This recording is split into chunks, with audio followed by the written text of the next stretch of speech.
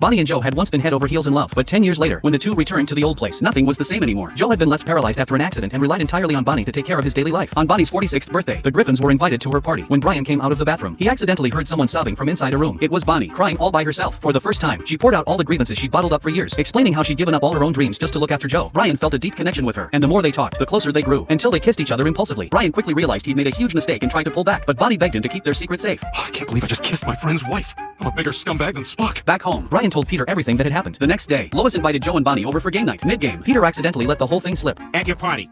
Wait, I know it. The other night at your party, Brian kissed Bonnie. What? Once the truth came out, Brian immediately apologized to Joe. Surprisingly, Joe didn't fly into a rage at all. Instead, he put on a calm act and said it was just a silly accident. But his revenge kicked off the very next second. Someone vandalized Brian's car on purpose. Joe pretended to step in to smooth things over, only to slip a drug into Brian's drink while no one was looking. When Brian woke up, he found himself tied down to a horseshoe prop, subjected to Joe's endless humiliation. I also rubbed my butt on you while you were unconscious.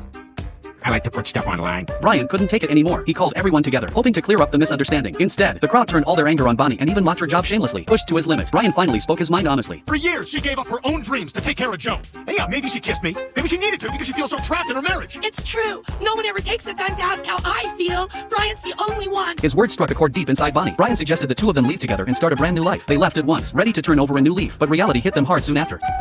Oh, hang on. Looks like we need gas. So, do you have like a credit card? Nope, and no cash either. But I don't care. I couldn't stand another moment with Joe. It was torture just watching him do a crossword puzzle. To make ends meet, they had no choice but to take menial jobs at a diner. Crushed under the pressure of daily life, their relationship slowly fell apart. Brian grew tired of hearing Bonnie's voice, and Bonnie couldn't stand the sweaty paw prints Brian the dog left everywhere. The pair argued more and more fiercely by the day. Just as their conflict reached its breaking point, Joe showed up out of the blue. Bonnie was completely shocked, never expecting Joe to track them down. It turned out Peter had planted a tracking chip behind Brian's ear all along. This time, I do? Damn, no wonder Peter's so good at hide and seek. Joe swallowed his pride and apologized sincerely. He admitted he'd relied far too much on Bonnie and wasted, even ruined her life. Joe begged Bonnie to come home with him, promising that from then on, he would be the one taking care of her instead. Well, I guess just call me Cupid, huh? You're welcome.